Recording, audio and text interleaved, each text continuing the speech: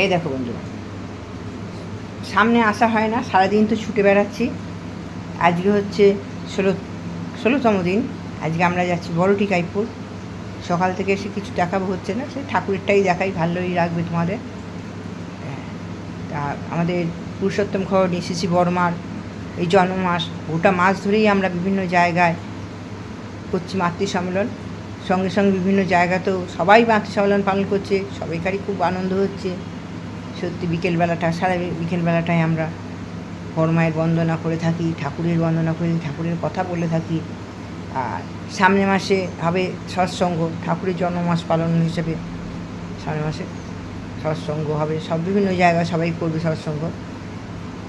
সঙ্গে থাকো, তোমাদেরও ভালো লাগবে। ভালো লাগলে অবশ্যই লাইক করবে, কিছু লিখবে, ভালোই লাগবে। হ্যাঁ, সঙ্গে থাকো, চলো সঙ্গে থাকো। মায়ের বই বাড়িতে বৃহস্পতিবারে পাঠ করা হয় তো, সবাই গল্প করছে, একটু ভিডিওটা একটু করে বাড়িতে দেখো। সত্যি কথা বলতে কি মাসিমা, ওরকম ধরা পাতা আমার কোনো ইয়ে নেই। দেখা যাচ্ছে আমরা সেদিকে দ্বিতীয় অর্থে বেরিয়ে চলে প্রায় দিন আমরা বাইরে বেরিয়েছি। মায়ের ঘট পাতা হয় না বাড়িতে? পাতা হয় না কেন, পাতা হয়, কিন্তু ওই দেখা যায় বেশিরভাগ দিন আমরা বেরিয়ে চলে যাই। লক্ষ্মীর পাঁচালী বলতে বৃহস্পতিবার বড়মায়ের পাঁচালী, বড়মায়ের পাঁচালী, লক্ষ্মীর পাঁচালীটা পড়া আমি পড়ি। লক্ষ্মীর পাঁচালীটা, লক্ষ্মী 12 মাসেরটা তো আমি পড়ি, মানে প্রতি মাসেরটা। আর এই বড় মায়ের তো পাঁচালী আছে। হ্যাঁ হ্যাঁ হ্যাঁ, না ওইটা পড়া।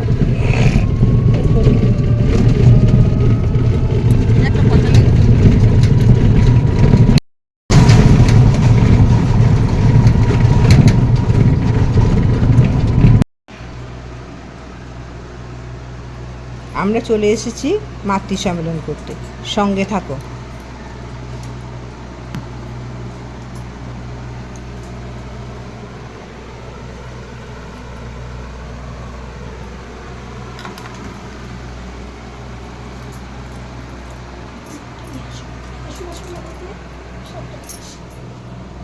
করো বিনতি রাধা স্বামী আগে, দয়া করু দাতা মেরে চিত চরণ লাগে।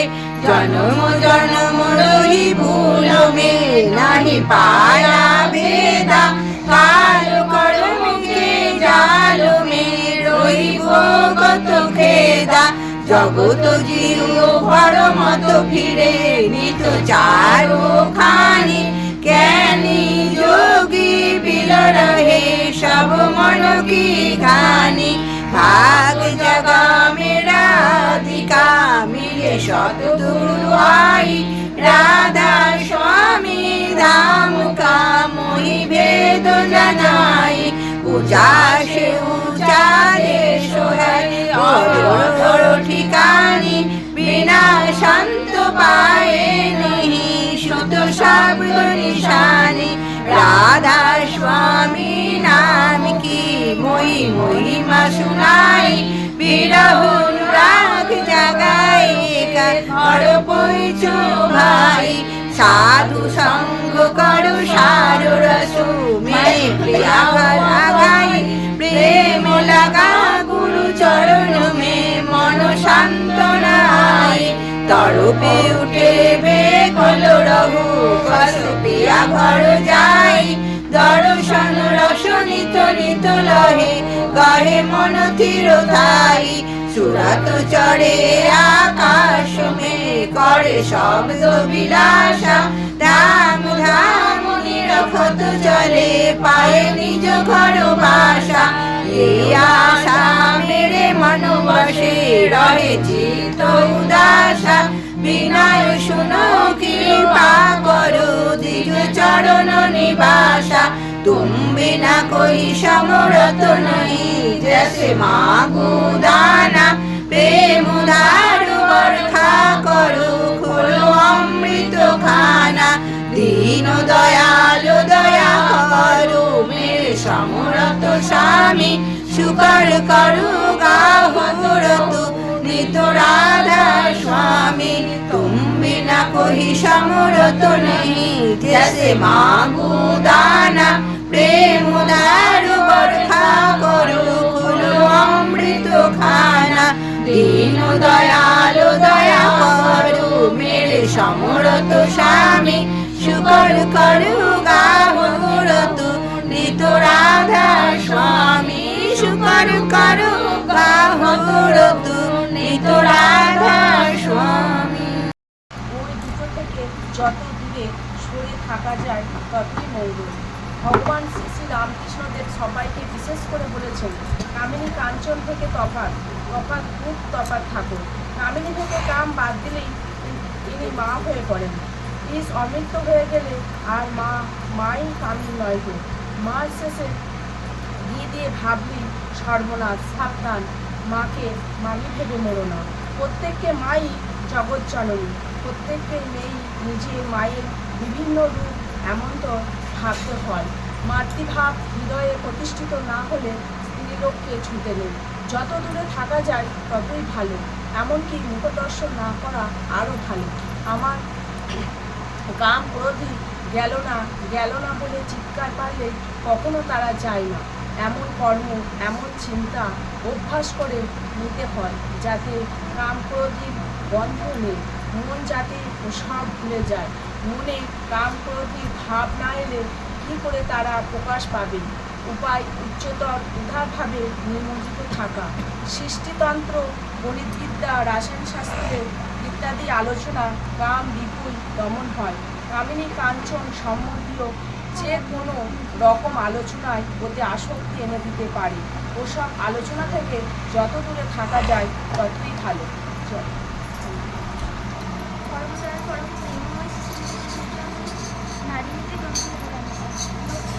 তোমার কোনো কারণ লইয়া যদি সংসারে বিবাদ উপস্থিত হয়, তোমার স্বামীকে তাহা সমর্থন করিতে দিও না। নিজের দক্ষতাকে খাটাইয়া পরিজনের ভিতর তুষ্টি আনিয়া তাহার নিরাকরণ করিবে। নিমেষে লক্ষ্মী বউ হইয়া দাঁড়াইবে।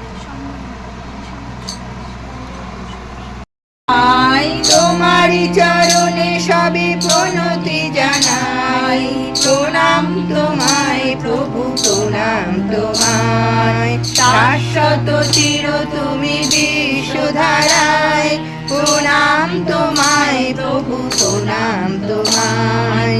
জগতের সার তুমি বিশ্বের প্রাণ, লীলা তব অপরূপ ভগবান। লীলা তব অপরূপ ভগবান, রবি শশী দেয় আলো তব মহিমায়, রবি শশী দেয় আলো তব মহিমায়। প্রণাম তোমায় প্রভু, প্রণাম তোমায়। শাশ্বত চির তুমি বিশ্বধারায়, প্রণাম তোমায় প্রভু, প্রণাম তোমায়।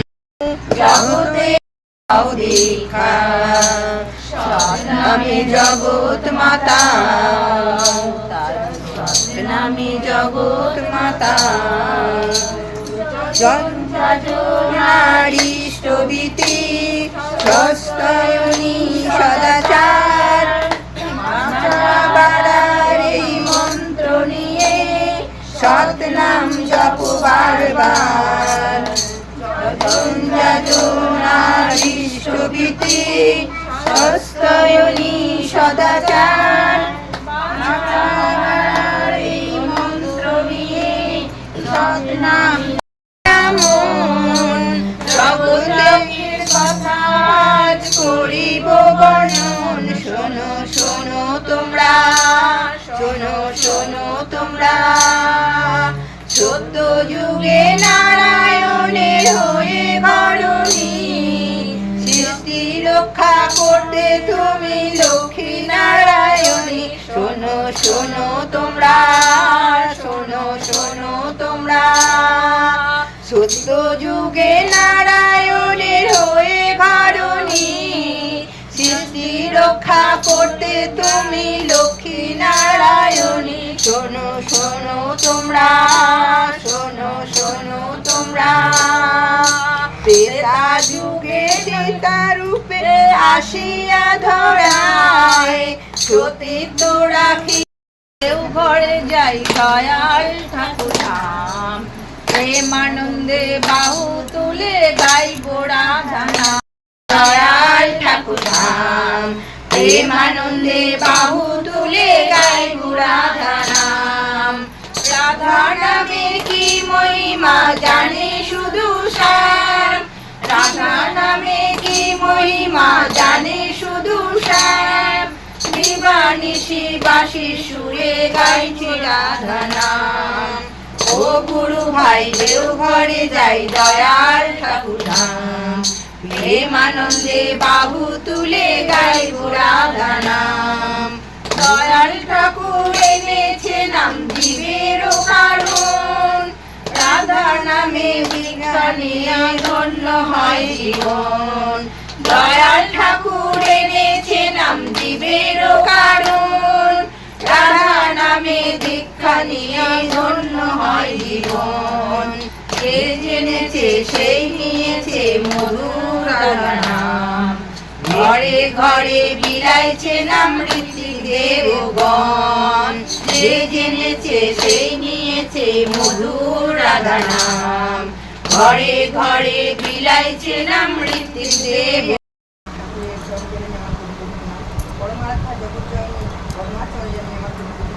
পরম প্রতিপাদ শ্রী বরদার চরণে জানাই আমার প্রতিপাদ নাম। পরম প্রতিপাদ শ্রী আচার্য দেবের চরণে ঠাকুর পরিবারের প্রতি প্রত্যেককে চরণে জানাই আমার প্রতিপাদ নাম। এখানে উপস্থিত সকল মায়েদের জানাই আমার আনন্দিত জয়। আজকে শুধু শ্রাবণ মাসের আজকে 16তম দিন। এই গোটা শ্রাবণ মাস আমরা মায়ের পুরুষোত্তম ভবানী শ্রী মায়ের আমরা জন্ম উৎসবের জন্ম মাসের হিসেবে বন্দনা করে চলেছি। 1301 সালে দুবাগাঁও গ্রামে রবিবার কৃষ্ণা দ্বাদশী তিথিতে বর্ষামুখর দিনে আমাদের পুরুষোত্তম ভবানী জন্মগ্রহণ করেছিল। বাবার নাম ছিল রামগোপাল ভট্টাচার্য, মাতার নাম লীলারানী দেশাই। তিনি বর্মা আমাদের যখন ছোট্টবেলায় জন্মগ্রহণ করেছিলেন খুবই ফর্সা দেখতে ছিল, সেই জন্য তার নাম দেওয়া হয়েছিল ফটকি। তিনি বর্মা ছোটোবেলাতে যখন খুব ছোট তখন তার মামা বাড়িতে মানুষ হয়েছিলেন। তারপরে একটু বড় হতে হওয়ার সঙ্গে সঙ্গে মামা বাড়িতে থাকাকালীন মামা মামির কোনো সন্তান ছিল না, সেই জন্য সেখানে খুব ভালো আদর স্নেহেতে বড় হচ্ছিল। খুব সুন্দর দেখতে ছিল, তাকে তো নিজের আত্মীয় স্বজন তো ভালোই বাসত, তাছাড়া পাড়া প্রতিবাসীরাও তাকে কোলে নিয়ে যেন তাদের সমস্ত জ্বালা যন্ত্রণা দিয়ে যেত। এত সুন্দর, এত তার স্পর্শ তার এত সুন্দর ছিল। এরপরে সে ঘর চলে আসে তার পিতৃগৃহে। বাবা মা তাকে নিয়ে আসেন, নিয়ে আসার পর সেখানে সে একটু একটু করে বড় হতে থাকে। বড় হওয়ার সঙ্গে সঙ্গে সংসারের কাজ, তারপরে শিক্ষিত হয়। মাত্র 12 বছর বয়সে আমাদের পুরুষোত্তম শ্রী অনুকূল ঠাকুরের সঙ্গে তার শুভ বিবাহ সম্পন্ন হয়। বিবাহ হওয়ার পরে সেই ছোট্টবেলা থেকেই সে আর্থিক গুণবতী হয়ে সমস্ত সংসারের সমস্ত সে দিদিমার কাছ থেকে শুনে এসেছিলেন বর্মা যে কোনো কাজে না বলবো না। ওই জন্য বর্মা কোনো কিছু জানতেন, যদি তার শাশুড়ি শ্রী ঠাকুরের মা যদি তার কাছে বলতো এটা তুই জানিস, কখনোই বর্মা বলতেন না না আমি জানি না। ওই রকমই একদিন পায়েস রাঁধতে দিয়েছে, বলছে বড় বৌমা তুমি পায়েস রাঁধতে পারো? বলছে হ্যাঁ। তা পায়েস রাঁধতে গিয়ে হাতের যেরকম ফ্যান গলায় বর্মা ওরকম পায়েস রাঁধতে গিয়ে ফ্যান গলে ফেলে। তারপরে এসে তাকে শিখিয়ে দিয়েছে তার শাশুড়ি, এমনি করে করে তাকে শিখিয়ে পড়িয়ে নিয়ে কোনো কিছু না জানলে যখন বাড়ির সবাই তাকে খুব বকাবকি করতো তখন তার শ্বশুর তাকে বলতো, ঠাকুরের বাবা পিতা বলতেন যে ওকে শিখিয়ে পড়িয়ে নেবে। তা শিখিয়ে পড়িয়ে নিয়ে একটু একটু করে তিনি সর্বগুণে গুণপন্ন সম্পন্ন হয়ে উঠেছিলেন। সত্যি একবার ঘরের ঘরই হয়ে উঠেছিলেন তিনি। উনি যখন ছোট্টবেলাতে একটু একটু করে যখন বড় হয়ে উঠছেন তখন থেকেই তিনি সকলের প্রতি মায়া তিনি আর সবাইকে ভালোবেসে সবার সংসারে একন্নবর্তী পরিবারের একজন হয়ে উঠলেন। একবার একটু একটু করে। তারপরে তাকে শুরু হলো তার ঠাকুরের প্রতি লক্ষ্য। তিনি স্বামী সেবা পরায়ণ খুবই ছিলেন। স্বামীর কখন কোনটা কী লাগবে, একদিন পার্লারে বসে ঠাকুর 3বার কেসেছেন, সঙ্গে সঙ্গে একজনকে দিয়ে একটি চাদর পাঠিয়ে দিয়েছেন। ঠাকুর বলছেন দেখেছিস বড় বউ আমার দিকে কত লক্ষ্য। তারপর ঠাকুর যখন যেটা খেতে চাইতেন সঙ্গে সঙ্গে সেটা রান্না রান্না করে দিতেন। কোনো সময় হয়তো খেতে বসতে যাবেন, ঘি ভাত খেতে চাইছেন, বড় বউ আজকে ঘি ভাতের একটু ভালো হতো না, সঙ্গে সঙ্গে বড় মা ঘি ভাত রান্না করে প্রস্তুত করে দিয়েছে। এইরকমই একদিন একটি মা এসে বড় মাকে বলছেন, মা গো আমার স্বামীকে না জানিয়ে আমি দীক্ষা নিয়েছি, আমি আমার সন্তান স্বামী নেয়নি, কিন্তু বাড়িতে স্বামী অশান্তি করছে। খুবই অশান্তি করছে। তখন বড় মা রাগ করে বললেন, তুই স্বামীকে না জানিয়ে তুই দীক্ষা নিয়েছিস কেন? তারপরে আস্তে করে বললেন, যা যা হবার হয়ে গেছে, তুই স্বামীকে এমনভাবে সেবা করবি, স্বামী যেন তোর ইষ্টপথে আবার চালিত হয়ে তোকে ইষ্টপথে চালিত করবে, আবার তার সাথে সাথে সেও যেন ইষ্টপথে চালিত হয়। কোনো সময় মুখে মুখে তর্ক করবি না। এইভাবে সে অন্যজনাকেও সে শেখাতো কীভাবে স্বামী সেবা করতে হয়। এই স্বামী সেবা তিনি করতেন। তারপর ঠাকুরের তিনি নানান রকম সমস্যার তিনি সমাধান করতেন। একদিনকে এক মা এসে বলছেন তার ছেলের খুব শরীর খারাপ, পয়সার দরকার। শ্রী ঠাকুর আস্তে আস্তে ঠাকুর বড়মার কাছে গেছেন, গিয়ে বলছেন যে তোমার কানের দুলটা দেবে, ওর এরকম ছেলের খুব শরীর খারাপ, দেবো সেই জন্যে। যে যথারীতি বড়মা কাউকে কিছু না বলে কানের দুলটা দিয়ে দিয়েছেন। দেওয়ার পরে যখন কানের দুল কানে নেই, তখন শ্রী ঠাকুরের ঠাকমা কর্তামা বলতেন সবাই, সেই কর্তামা বলছেন, সবাই শাশুড়ি জিজ্ঞাসা করেছে প্রথমে, বড়মা তোমার কানের দুল কী হলো? বড়মা কিছুই বলছেন না, কোনো উত্তরই দিচ্ছেন না। তারপরে তখন কর্তামা বলছেন, কী হবে বড় বাপের বাড়িতে লুকিয়ে পাঠিয়েছে, হয়তো বাপের বাড়িতে লুকিয়ে পাঠিয়ে দিয়েছে। অনেক সবাই নানান রকম ভর্সনাথ করলো, কিন্তু বড়মা একটা কথাও বললো না। তারপরে যখন কয়েকদিন পরে যখন সেই মাটি আবার যার ছেলে শরীর খারাপ করছে, সেই মাটি যখন আবার সেই কানের দুলটা ফেরত দিতে এসেছে, তখন বড়মা তখন গেছেন পুকুর ঘাটে জল আনতে। তখন তার বড়মা শাশুড়ির হাতে কানের দুলটা দিয়ে বলছেন, এই নাও, সেদিন আমাকে ঠাকুর খুব উপকার করেছিল, আমার ছেলের খুব শরীর খারাপ, টাকা ছিল না, আমার কানের দুল বন্ধক দিয়ে আমি টাকা নিয়ে ছেলেকে ছাড়িয়েছি। ছেলে সুস্থ হতেই আমার স্বামী বললো মাছ ধরে টাকা পেয়েছে, সেই টাকা দিয়ে বলে কানের দুলটা ছাড়িয়ে তোমাদেরকে দিয়ে দিতে। সেই জন্য তখন তারা সব বলল, তারা জানতে পারলো যে তাহলে বড়মা কানের দুলটা নিয়ে কী করেছিল। এইরকমই ছিল বড়মা। তিনি আমাদের ঠাকুরের সমস্ত দিকে লক্ষ্য রাখতেন, লক্ষ্য রেখে তার সমস্ত গুণের গুণ সম্পন্ন তিনি ছিলেন। তার আমরা তাই আজকে বলি, তার চরণের নয়, তার চরণের পূজা করতে আমি চাই। তার গুণে হয়তো আমরা হতে পারবো না, তা কিছুটা যদি হতে পারি তাহলেই আমাদের জীবন ধন্য হবে। এই বলে ঠাকুরের আতুর চরণে সবাইকার মঙ্গল কামনা করি। জয় গুরু, সবাই ভালো থাকবে। জয় গুরু, জয়। টাকাটা একটু নিচু করে দিতে হবে। গরম দিচ্ছে না আজকে? চরণে কোটি কোটি প্রণাম জানাই, বর্তমান সঙ্গে চরণে কোটি কোটি প্রণাম জানাই, সবাইকার চরণে পুরো ভাই সবাইকে আনন্দিত জয়, সবাইকে জানাই আনন্দিত জয়। জয় গুরু, সবাইকে জয় গুরু। হ্যাঁ, ঠিক আছে। আজকে বড় মায়ের জন্ম উৎসব, জন্ম মাস, তা সবাই এসেছে, খুব ভালো লাগছে। তুমি বলো না, তোমার তো ভয় কিছু নেই। আমি আর কিছু ভেবে পাচ্ছি না। হ্যাঁ, ভালো লাগছে। তারপরে কি তুমি তো একটু বলো। তোমাদের বাড়ি হবে, সবাই আসবে, এইভাবে আমরা সারা বছর সবাই বলো, বুঝিয়ে বলো তোমার মন থেকে চেষ্টা করো। একটু ঠাকুরের নাম করো, মাথাটা ঠান্ডা করো। আমার বাড়িতে বলবো ঠিক করে কিছু। শত শত কোটি প্রণাম পরম পূজ্য দ্বাদশ শ্রী আচার্যদেবের চরণাম শত শত কোটি প্রণাম। এখানে উপস্থিত সকলকে আমার জয়।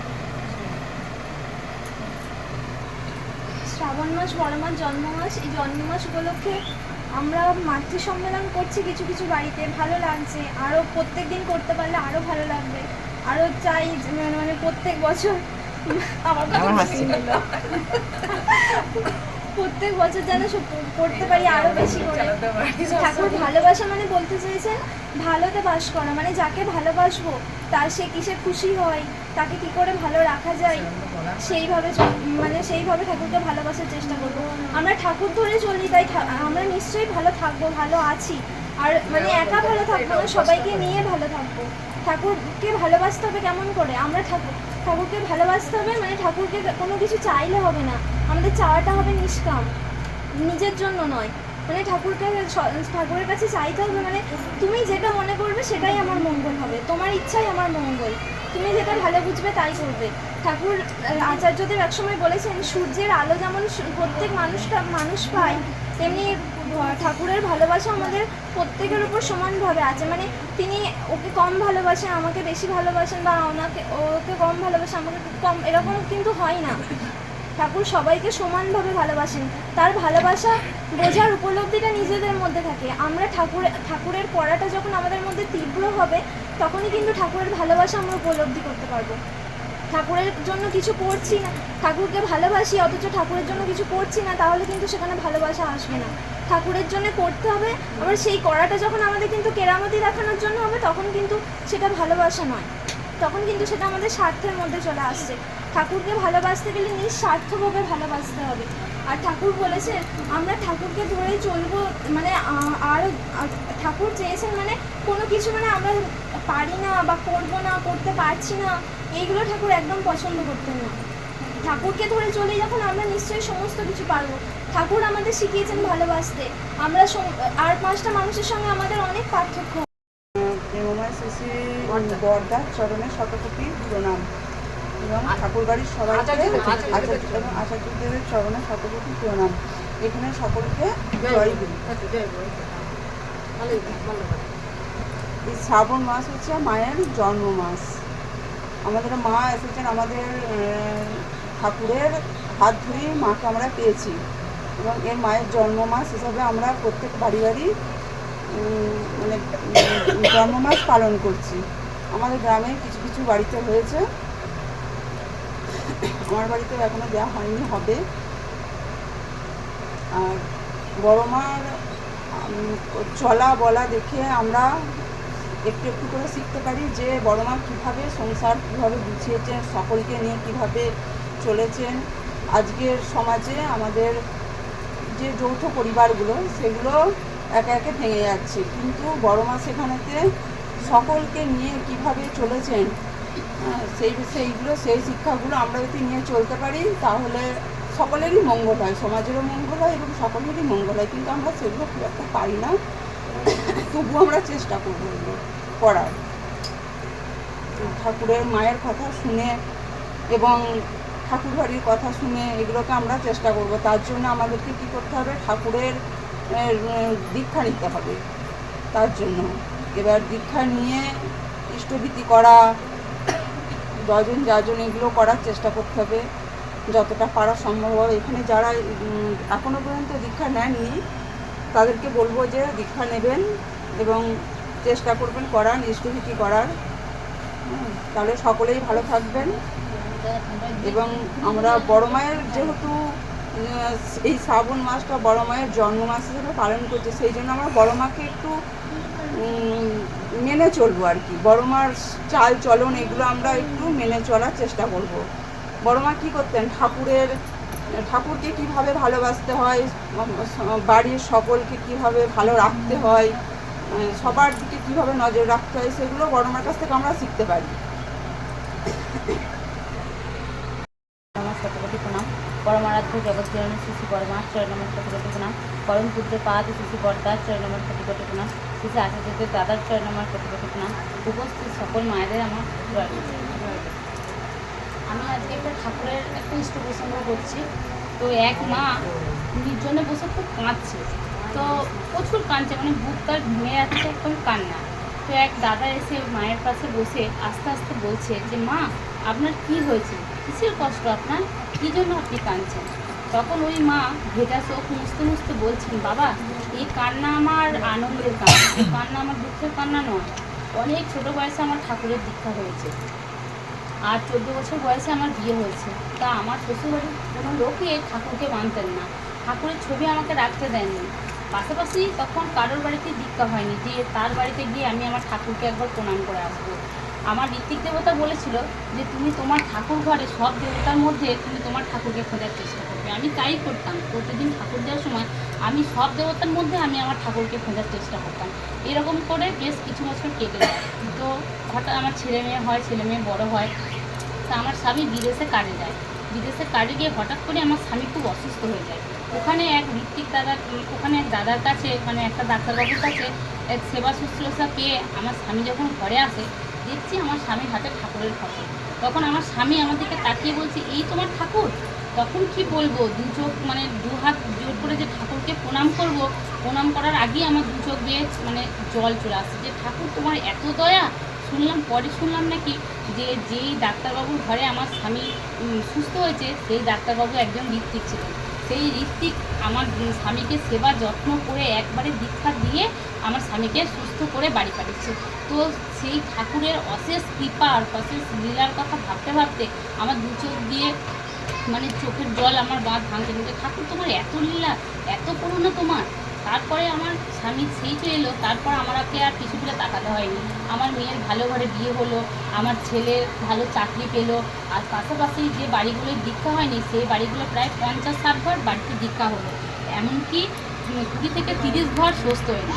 তো সবাইকে নিয়ে মানে সকল পারিপার্শ্বিক সবাইকে নিয়ে সুন্দর করে দিলেন দয়াল আমাদের জীবন।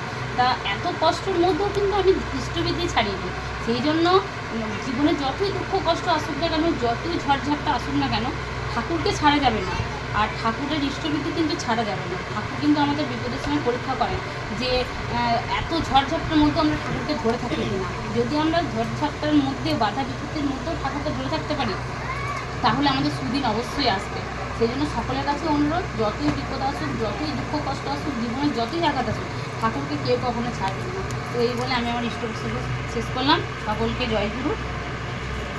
করিতে এসেছো তুমি প্রভু চিতা পড়িতে, নাই নাই আর ভয় নাই, ওগো নাই নাই আর ভয় নাই, প্রেমী তোমারে প্রণাম জানাই, প্রেমী জীবনে দুঃখ বেদনে ভরা ছিল হিয়াগে, ব্যথার রোদনে কাতর জীবনে দুঃখ বেদনে ভরা ছিল হিয়াগে, ব্যথার রোদনে আসিলে তুমি হে মোর স্বামী, আসিলে তুমি হে মোর স্বামী, নাই আর শোক নাই, ওগো নাই আর শোক নাই, প্রেমী তোমারে প্রণাম জানাই, প্রেমী তোমারে প্রণাম জানাই। আনন্দ আসুরে ভক্ত ভগবান, ভক্ত ভগবান অপূর্ব মিলন, বৃন্দাবনে বংশী রাধারে ডাকিব, বৃন্দাবনে বংশী রাধারে ডাকিব, ভক্ত ভগবান অপূর্ব মিলন, ভক্ত ভগবান অপূর্ব মিলন, বৃন্দাবনে বংশী রাধারে ডাকিব, বৃন্দাবনে বংশী রাধারে ডাকিব। কি আনন্দ পরম আনন্দ, পুরুষোত্তম লীলা অভিনব, চড়ছে অমৃত নাম প্রেম বাড়ি, বিশ্বভুবন বিমোহন করি, ঝরিছে অমৃত নাম প্রেম বাড়ি, বিশ্বভুবন বিমোহন। ওটা হচ্ছে না